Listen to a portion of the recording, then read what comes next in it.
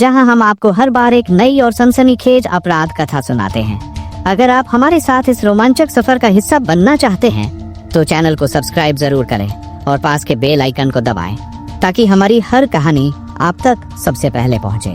फरियाद लेकर थाना तखतगढ़ आने वाले वे दो थे, एक वयोवृद्ध महिला और एक युवक। SHO नाथू सिंह चारण के कक्ष में पहुंचते ही युवक ने हाथ जोड़कर अपनी व्यथा बयान करना शुरू की तो चारण ने हाथ के इशारे से उसे रोक दिया। युवक के होंठों पर एकदम चुप्पी लग गई। चारण ने अपने सामने रखी कुर्सियों की ओर संकेत किया। पहले इत्मीनान से बैठिए, अपना परिचय दीजिए, फिर बताइए कि आप लोगों पर ऐसी क्या मुसीबत आन पड़ी कि थाना आना पड़ा। सकुचाते हुए वे दोनों कुर्सियों पर बैठ गए। उसके बाद युवक ने अपना और साथ आई वृद्धा का परिचय दिया। सर, मेरा नाम चंदनपुरी है। उसने वृद्धा की तरफ इशारा किया। यह मेरी पत्नी पिंकी की नानी दाकू देवी है, हमारे साथ ही रहती हैं। सागदरा गांव में हमारा घर है। अब अपनी समस्या बताएं। सर, 22 जून 2014 से मेरी पत्नी पिंकी लापता है। वह मेरे 2.5 साल के बेटे दिलीप उर्फ दुर्गेश को भी साथ ले गई है। चारण चौके 22 जून से पिंकी लापता है और आज 29 जून 2014 है। पूरे एक हफ्ता बाद तुम्हें पुलिस के पास आने की फुर्सत मिली। सर, मैं दिल्ली में नौकरी करता हूँ। चंदन ने बताया। कल ही नानी ने फोन करके पिंकी के लापता होने की बाबत बताया। मैंने रात की गाड़ी पकड़ी और पाली आ गया।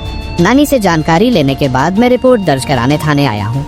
चारण दाकू देवी से मुखातिब हुए। अम्मा जी, आपकी नातिन कब और कैसे लापता हो गई?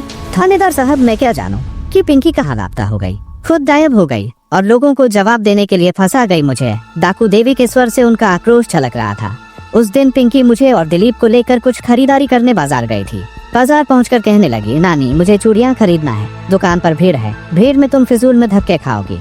उसने सामने वाली चाय की दुकान की तरफ इशारा किया। तुम वहां बैठकर इत्मीनान से चाय पियो, बाजार तक चलकर आने की तुम्हारी थकान उतर जाएगी। इसके बाद पिंकी खुद मुझे चाय की दुकान पर ले गई और वहां बैठा दिया। फिर क्या हुआ? फिर क्या थानेदार साहब, वो मुझे चाय दिलाकर लापता हो गई। 2 घंटे में वहीं बैठी रही, फिर उसे ढूंढना शुरू किया और आज तक उसे ढूंढ ही रही हूँ। चंदन को खबर क्यों नहीं की? मेरा ख्याल था कि पिंकी किसी रिश्तेदारी में चली गई होगी, 1-2 दिन में आ जाएगी। दामाद जी को खबर करके क्यों परेशान करूं? दाकू देवी ने बताया। हर तरफ से हार कर कल मैंने चंदन को फोन किया और आज ये आ गया। चंदन की तहरीर के आधार पर चारण ने अपराध संख्या 28/2014 पर धारा 362 IPC के अंतर्गत प्रकरण पंजीकृत करा दिया। पुलिस ने अपने स्तर पर पिंकी की तलाश की, उसके वर्तमान एवं अतीत को भी खंगाला। 26 वर्षीय पिंकी राजस्थान के जिला पाली के खाकर गाँव की निवासी थी। उसके माता पिता की 2 ही संतानें थी, बड़ी सोनम और छोटी पिंकी। सोनम का विवाह समीपस्थ ग्राम निवासी एक किसान से हुआ था। इसके 3 वर्ष बाद माता पिता ने पिंकी के लिए वर की तलाश शुरू कर दी। इसी सिलसिले में पिंकी के माता पिता को चंदन के बारे में पता चला, जो पाली जिले के ही तखतगढ़ थाना अंतर्गत सागदरा गांव में रहता था। चंदन की मां का नाम सुंदरी बाई और पिता का नाम भंवरीपुरी था। इस दंपति के 2 पुत्र थे, बड़ा फूलपुरी गोस्वामी और उससे छोटा चंदनपुरी। फूलपुरी निकम्मा, शराबी और यायावर था। न वह परिजनों से कोई वास्ता रखता था, न परिजन उससे। एक बार वह घर से निकल जाता तो वर्षों उसकी शक्ल नहीं दिखाई देती थी। न जाने कहाँ रहता, घूमता और खाता पीता था। उसके विपरीत चंदन जिम्मेदार युवक था। कस्बे में उसे अपने योग्य काम नहीं मिला तो उसने दिल्ली जाकर एक फैक्ट्री में नौकरी कर ली थी। नियमित रूप से वह माता पिता को खर्च के लिए रुपए भेजता था और उनका यथोचित ख्याल रखता था। पिंकी के माता पिता को सब कुछ अपेक्षा के अनुरूप लगा। सुंदरी बाई और भंवरीपुरी को पिंकी पसंद आई तो दोनों पक्षों ने आपसी सहमति से रिश्ता तय कर लिया। इसके बाद 18 अक्टूबर 2011 को पिंकी और चंदन का विवाह हो गया। मायके से विदा होकर पिंकी ससुराल आ गई। शादी के 1 साल बाद पिंकी दिलीप नामक पुत्र की मां बन गई। अपने इस बेटे को चंदन प्यार से दुर्गेश कहता था। इसी दौरान एक एक करके सुंदरी बाई और भंवरीपुरी की किसी बीमारी के चलते मृत्यु हो गई। फूलपुरी न छोटे भाई की शादी में शरीक हुआ, न माता पिता की अर्थियों को कंधा देने आया। परिवार में अब बची रह गई पिंकी और उसका अबोध पुत्र दिलीप। अकेले घर में रहना मुश्किल हुआ तो चंदन की अनुमति से पिंकी ने अपनी नानी दाकू देवी को बुलाकर साथ रख लिया। दोनों मिलकर घर एवं खेती की देखभाल करने लगी। चंदन पहले की तरह दिल्ली में नौकरी करता। 4-5 महीने में 4-6 दिन के लिए ही वह गाँव आता था। पति पत्नी एक दूसरे से दूर थे, फिर भी सब कुछ ठीक चल रहा था। दिलीप 1.5 साल का हो गया था। 22 जून को दिलीप और दाकू देवी को साथ लेकर पिंकी शॉपिंग करने बाजार गई। दाकू को चाय की दुकान पर बैठाकर वह चूड़ियों की दुकान पर क्या गई कि वापस ही नहीं लौटी। अब पुलिस को पता करना था कि नन्हे पुत्र सहित पिंकी स्वेच्छा से कहीं चली गई अथवा कोई उसे जोर जबरदस्ती से ले गया। चारण ने घटना के संभावित पहलुओं पर सोचना आरंभ किया। भरे बाजार से किसी को गुपचुप अगवा कर ले जाना, संभव नहीं था। यदि ऐसी कोई वारदात हुई होती तो हल्ला हो जाता और बात पुलिस के संज्ञान में आ जाती। ऐसा कुछ नहीं हुआ था। तात्पर्य यह है कि पिंकी स्वेच्छा से किसी के साथ गई थी। विवाहित स्त्री परिजनों को धोखा देकर लापता होती है तब आमतौर पर इसका कारण आशनाई होती है। किसी कारण से स्त्री का मन पति से उचट चुका होता है और वह प्रेमी के साथ नया घर संसार बसाना चाहती है। ससुराल में रहकर ऐसा कर पाना संभव नहीं होता, इसलिए वह परिजनों की आंखों में धूल झोंककर प्रेमी के संग भाग जाती है। चारण ने पिंकी की ससुराल एवं मायके के गांवों में उसका बैकग्राउंड खंगाला तो उसके किसी प्रेमी की जानकारी नहीं मिली। शादी से पहले और शादी के बाद पिंकी का चरित्र बेदाग था। मुखबिर सूचना चाहे जो जुटा कर लाए हों, चारण का मन उस पर विश्वास करने को राजी नहीं था। उनका मानना था कि कुछ तो है जो सबकी नजरों से छुपा हुआ है। यदि ऐसा न होता तो पिंकी अपने बेटे को लेकर भागी न होती। पिंकी के भागने का संभावित कारण भी था। उसका पति चंदन औसतन साल भर में 15-20 दिन साथ रहता था। शेष सारे दिन पिंकी पति के बिना गुजारती थी। चारण का विचार था कि विरह की यह लंबी अवधि शारीरिक रूप से पिंकी को असंतुष्ट रखती होगी। दैहिक तृप्ति के लिए उसने किसी से यारी जोड़ी होगी। दोनों की आसक्ति इतनी बढ़ी कि वे घर से लापता हो गए। प्रश्न यह था कि पिंकी गई किसके साथ, मायके या ससुराल के गांवों में पिंकी का चरित्र निष्कलंक था। इन गांवों से कोई युवक अथवा पुरुष भी लापता नहीं था। अनेक संभावित बिंदुओं को जांच का आधार बनाकर पुलिस छानबीन करती रही, मगर परिणाम शून्य रहा। नन्हे दिलीप और पिंकी को जमीन निगल रही थी या आसमान खा गया था, जो उनका कहीं से भी सुराग नहीं मिल रहा था। चंदन भी दूर करीब की सारी रिश्तेदारियों में पत्नी व पुत्र का पता कराया, कहीं से भी पता न चलने पर वह अपनी नौकरी पर दिल्ली लौट गया। घर में अकेली दाकू देवी पिंकी की प्रतीक्षा करती रही। 1.25 साल बीतने के बावजूद पिंकी तथा उसके पुत्र का कोई सुराग नहीं मिला। इस बीच राज्य में मासूम बच्चों की गुमशुदगी की घटनाएं काफी बढ़ गईं। शासन ने इस मुद्दे को गंभीरता से लिया। शासन ने पुलिस प्रशासन के कान उमेटे तो बच्चों का पता लगाने के लिए अगस्त 2015 में पूरे राज्य में ऑपरेशन मुस्कान अभियान चलाया गया। राजस्थान के सभी जिलों और थानों की पुलिस इस मुहिम में तत्परता से लग गई। फाइलों पर जमा धूल झाड़ी जाने लगी। साफ होकर जो फाइलें अधिकारियों के टेबल पर पहुंची, उनमें एक फाइल दिलीप और पिंकी की भी थी। फाइल का अध्ययन करने के बाद सीओ सुमेरपुर अमर सिंह चंपावत ने दिलीप और पिंकी का पता लगाने का दायित्व एसएचओ तखत करनाथू सिंह चारण और एसएचओ रोहट देवेंद्र सिंह कविया को संयुक्त रूप से सौंपा। उनके सहयोग के लिए प्रधान आरक्षक कमल सिंह, आरक्षक रवि मीना, महिला आरक्षक सीमा और साइबर सेल के आरक्षक ओम प्रकाश सीखी को नियुक्त कर दिया। चारण ने नए सिरे से केस हाथ में लिया तो एक बार फिर पूरे मामले पर गहन चिंतन मनन किया। बार बार उन्हें प्रतीत हुआ कि कोई तो बात है जिसे पकड़ने में वह चूक रहे हैं। चारण ने बहुत माथापच्ची की मगर अपनी चूक को पकड़ न सके। उनके मन में यह विचार भी आ रहा था कि संभव है दिल्ली में चंदन के किसी से प्रेमिल संबंध हो गए हों और वह उससे शादी करना चाहता हो। दिलीप और पिंकी के रहते शादी कर पाना उसके लिए संभव नहीं हो पा रहा हो, इसलिए उसने योजना बनाकर दिलीप और पिंकी को लापता कर दिया हो। यह भी संभव है कि उसने दोनों की हत्या करके लाश गायब कर दी हो और पुनः दिल्ली लौट गया हो। 29 जून 2014 को वह सागदरा तब आया जब डाकू ने फोन किया। सागदरा आते ही उसने थाने में पिंकी के अपहरण की रिपोर्ट दर्ज कराई। 2-3 महीने उन दोनों को ढूंढने का नाटक किया। उसके बाद दिल्ली जाकर चैन की बंसी बजाने लगा। डाकू को लेकर वह थाने इसलिए आया होगा ताकि पुलिस उस पर संदेह न करे। संभावनाएं अनेक थी। अतएव मामले की छानबीन के लिए चारण ने एक बार फिर सागदरा गांव जाने का निश्चय किया। चारण दोबारा सागदरा गए अवश्य, किंतु इस बार उनका हुलिया बदला हुआ था। उन्होंने सादे कपड़े पहने हुए थे और सिर पर राजस्थानी पगड़ी बांध रखी थी। निजी या पुलिस वाहन से सागदरा जाने के बजाय वह आम आदमी की तरह बस में सवार होकर गए थे। मुख्य सड़क पर स्थित बस स्टॉप पर उतरने के बाद चारण ने गांव तक का सफर पैदल तय किया। सर्वप्रथम चारण चंदन के घर गए। दरवाजा खुला हुआ था। चारण ने कुंडी खड़काई तो द्वार पर डाकू प्रकट हुई। वयोवृद्ध डाकू देवी की आंखों में भरपूर रोशनी थी और याददाश्त भी तेज थी। चारण को उसने 1.25 साल पहले तब देखा था जब वह रिपोर्ट दर्ज कराने थाना तखतगढ़ गई थी। इसके बाद छानबीन करने 2-3 बार चारण चंदन के घर आए थे, तब डाकू ने उन्हें देखा था। चारण को आशा नहीं थी कि सादे कपड़ों में भी डाकू उन्हें पहचान लेगी। डाकू उनका चेहरा देखकर मुस्कुराई और पूछा, थानेदार साहब, मेरी पिंकी का कुछ पता चला क्या, जो सादे कपड़ों में ही मुझे इत्तिला देने चले आए?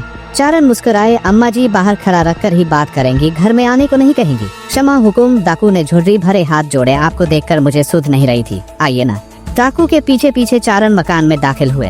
बाहरी कमरे में एक मोढ़ा और एक चारपाई थी। चारण ने डाकू को मोढ़े पर बैठाया और खुद चारपाई पर टांगे लटका कर बैठ गए। चारों ओर दृष्टि घुमाने के बाद पूछा, अम्मा जी आप अकेली रह रही है? हाँ थानेदार साहब। पिंकी व दिलीप को 2-3 महीने ढूंढने के बाद चंदन अपनी नौकरी पर दिल्ली चला गया। डाकू देवी ने बताया, मैं यहाँ पर अकेली रहकर चंदन की खेती और घर की देखभाल करती हूँ। कोई आता है तो यही लगता है कि मेरी पिंकी वापस लौट आई है। अम्मा जी, अब तक तो चंदन ने दूसरी शादी कर ली होगी। नहीं थानेदार साहब, चंदन ने ऐसा कुछ नहीं किया, डाकू ने बताया। वह जब भी साथ डरा आता है, कमरे में बंद होकर घंटों आंसू बहाता है। खुद से सवाल करता है कि मेरे प्यार में कहाँ कमी रह गई थी जो पिंकी मुझे छोड़कर चली गई। चारण मन ही मन में स्वयं से बोले, बुढ़िया को इम्प्रेस करने का आइडिया अच्छा है। चंदन खुद तो दिल्ली में ऐश कर रहा होगा, खेती और घर की देखभाल के लिए मुफ्त की नौकरानी को रख छोड़ा है। मन की यह बात उन्होंने डाकू पर जाहिर नहीं होने दी। डाकू ने बात आगे बढ़ाई, थानेदार साहब, आपने बताया नहीं कि मेरी पिंकी का पता चला। अफसोस के साथ मुझे कहना पड़ रहा है कि नहीं। चारण मकसद पर आए, आप पुलिस को पूरी बात नहीं बताएंगे तो पिंकी और दिलीप का पता कैसे लगाएंगे? मैं जितना जानती थी सब बता तो चुकी हूँ। नहीं अम्मा जी, चारण ने अंधेरे में तीर चलाया। राज की कुछ बातें ऐसी हैं जो आपने हमसे छुपाई हुई है। कतई नहीं, पिंकी के प्रेमी के बारे में आपने हमें नहीं बताया। आप मेरी पिंकी पर लांछन मत लगाइए। तैश में डाकू की आवाज तेज हो गई। मैं दावे से कह सकती हूँ कि शादी से पहले और शादी के बाद पिंकी का कोई प्रेमी नहीं था। माना कि पिंकी का प्रेम प्रसन्न नहीं था, मगर चंदन का तो था। थानेदार साहब, मेरी जानकारी में ऐसा कुछ नहीं है। डाकू के स्वर में आत्मविश्वास था। कोई स्त्री पति की प्रेमिका बर्दाश्त नहीं करती। ऐसी औरत को वह सौत के रूप में देखती है। चंदन की किसी से आशनाई होती तो पिंकी मुझे जरूर बताती। अपनी हर बात वह मुझे बताती थी तो दिल को छीलने वाली यह बात क्यों छुपाती? घर में किसी पुरुष का आना जाना था? नहीं, पिंकी किसी से मिलने जाती थी, हरगिज नहीं। कोई पुरुष दिलीप को खिलाने के बहाने घर आता था? नहीं, डाकू ने बताया। सुबह शाम जब मैं दिलीप को घुमाने ले जाती थी, जब जिसे खिलाना होता था खेला लेता था। चंदन का बड़ा भाई भी तो है फूलपुरी, वह तो आता होगा। जब चंदन व पिंकी की शादी हुई, फूलपुरी नहीं आया। एक एक करके माता पिता मरे, तब भी नहीं आया। न मैंने उसे देखा था, न पिंकी ने, केवल उसके बारे में सुना था। सहसा डाकू की आंखें चमकने लगी। हाँ, पिंकी के लापता होने के 20-22 दिन पहले वह एक बार घर आया था। चारण के मन में बिजली सी कौंधी। क्या कहा? फूलपुरी आया था? जी हाँ, मैंने सुना है कि फूलपुरी चरित्र का ओछा और गंदे स्वभाव का आदमी है। इसके बावजूद आप लोगों ने उसे घर में रहने दिया। फूलपुरी भी इस मकान और खेती में बराबर का हिस्सेदार है। घर में हम भले ही 2 औरतें रहती थी, मगर उसे जाने को कह नहीं सकती थी। डाकू बोली, हाँ, मैंने पिंकी को सख्ती से सहेज दिया था कि वह फूलपुरी से दूरी बनाए रखे। फूलपुरी कितने दिन घर में रहा? यही कोई 20-22 दिन। उसके जाने के दूसरे दिन ही पिंकी लापता हुई। चारण के दिमाग में बिजली सी कौंधी। उन्हें सूत्र मिल गया था। वह सोचने लगे कि 2 बातें हो सकती हैं। डाकू और पिंकी ने कभी फूलपुरी को देखा नहीं था, घर में उसका फोटो भी नहीं था। अतः उनकी अज्ञानता का लाभ उठाकर कोई शातिर फूलपुरी बनकर घर में घुस आया। एकांत का लाभ उठाकर उसने पिंकी को अपने प्रेम जाल में फांसा और उसे ले उड़ा। एक दिन पहले वह घर से इसलिए चला गया कि कोई उस पर संदेह न करे। दूसरी संभावना यह थी कि फूलपुरी ने अपने चरित्र के अनुरूप घर में ही विश्वासघात का खेल खेला। छोटे भाई की अनुपस्थिति का लाभ उठाकर उसने पिंकी को लुभाया और उसे भगा ले गया। पिंकी को भगा ले जाने वाला फूलपुरी था अथवा कोई और। यह फूलपुरी से पूछताछ करके ही मालूम हो सकता था। मन में तमाम संभावनाएं समेटे हुए चारण ने डाकू से पूछा, अम्मा जी, फूलपुरी का फोन नंबर आपके पास है? नहीं। अच्छा, यह बताइए, गाँव में कोई न कोई तो फूलपुरी का जिगरी दोस्त होगा।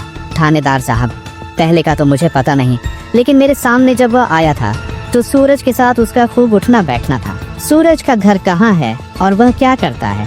गांव के पूर्वी छोर पर बिसात खाना की उसकी दुकान है। वहीं पर उसने आटा चक्की भी लगा रखी है। वह अधिकतर अपनी दुकान पर मिलता है। नाथू सिंह चारण कुछ देर तक और डाकू को कुरेदते रहे। जब उन्हें लगा कि वह सारी जानकारी दे चुकी है तो वह उठे और सूरज की दुकान पर पहुंच गए। सूरज को बातों के जाल में फांसने के लिए उन्होंने झूठ का सहारा लिया।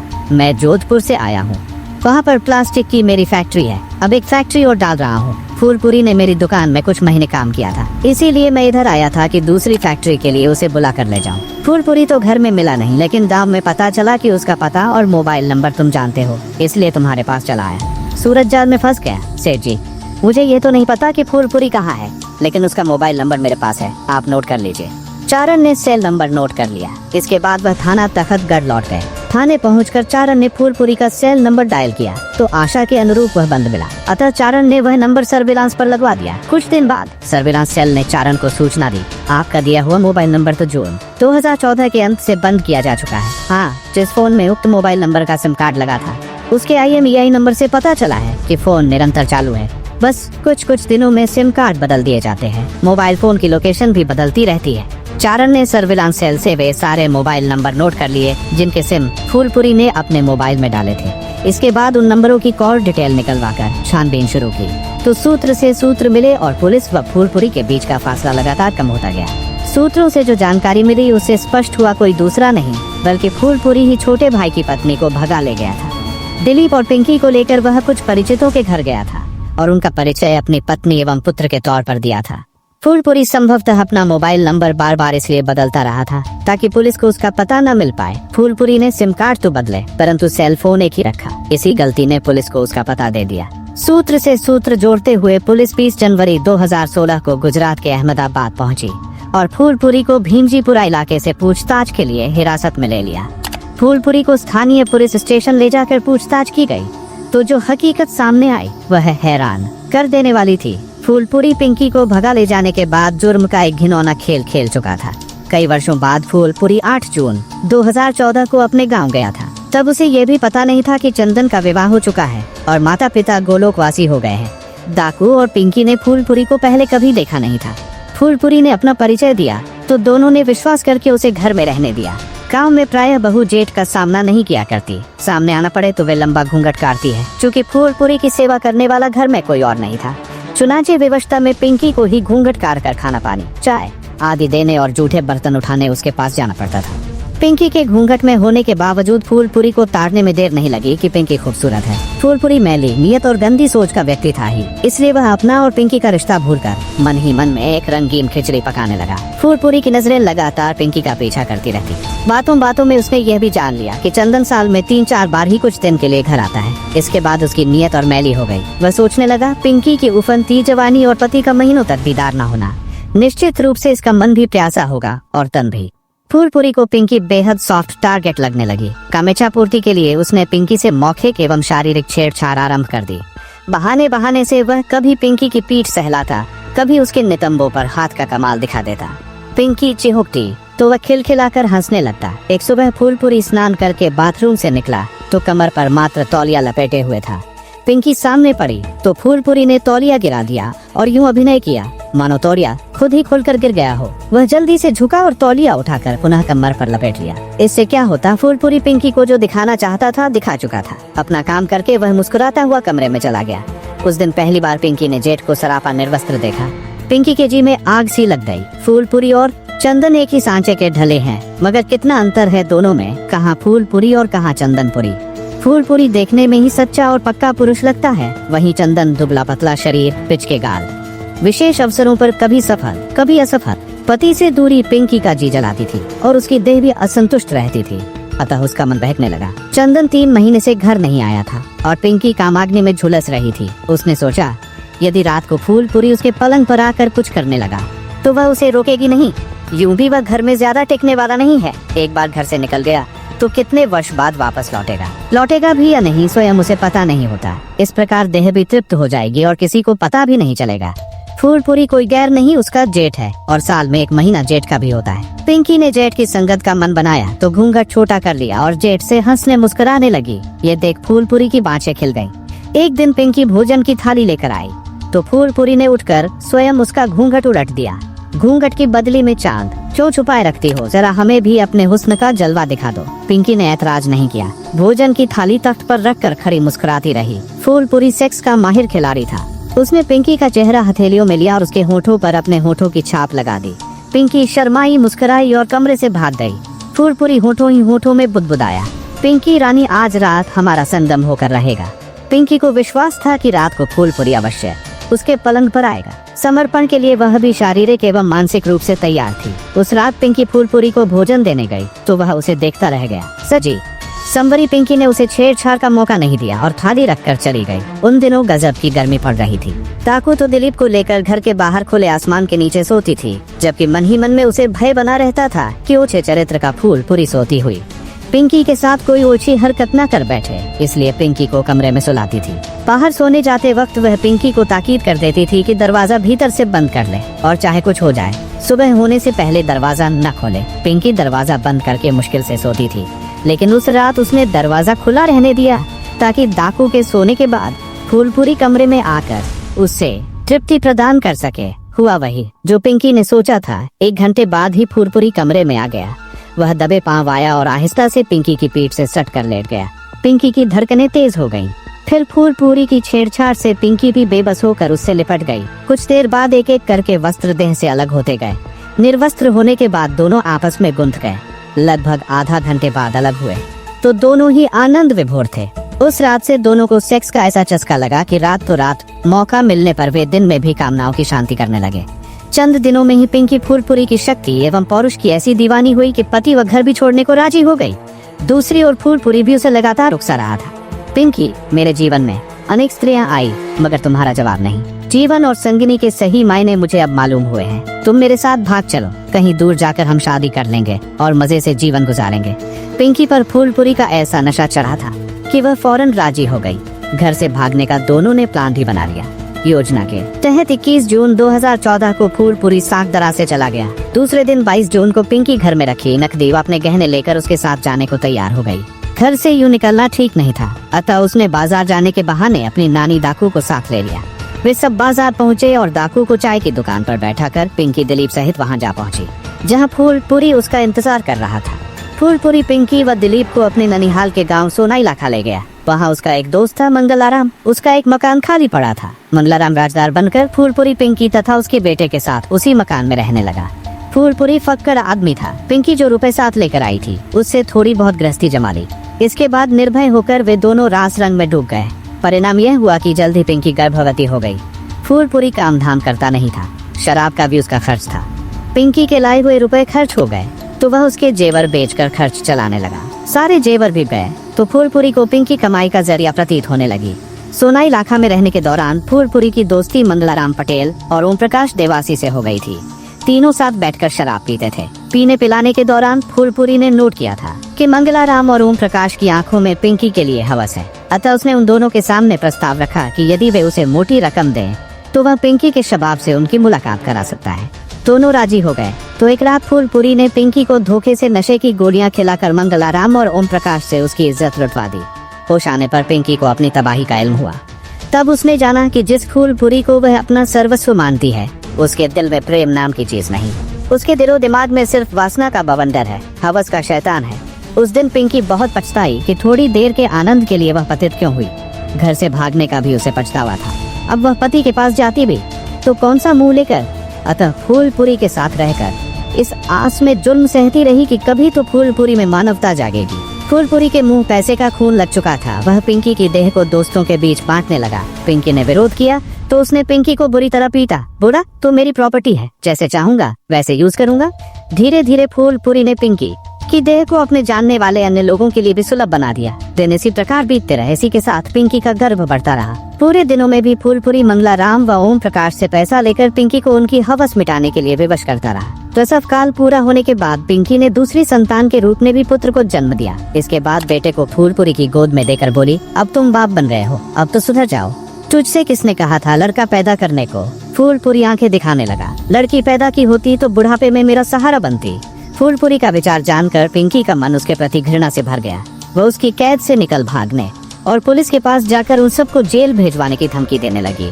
पिंकी की धमकी से फूलपुरी, मंगलाराम और ओम प्रकाश डर गए। उन तीनों ने पिंकी से पीछा छुड़ाने के लिए उसकी हत्या करने का निश्चय कर लिया। इस साजिश में मंगलाराम ने अपनी पत्नी विद्या और फूलपुरी ने रिश्ते की अपनी भाभी मामी देवी को भी शरीक कर लिया। योजना के तहत फूलपुरी ने 5 जून 2015 को रात के भोजन में नींद की गोलियां मिलाकर पिंकी को खिला दी। भोजन करते ही पिंकी गहरी नींद सो गई तो विद्या व मामी देवी ने उसे दबोच लिया।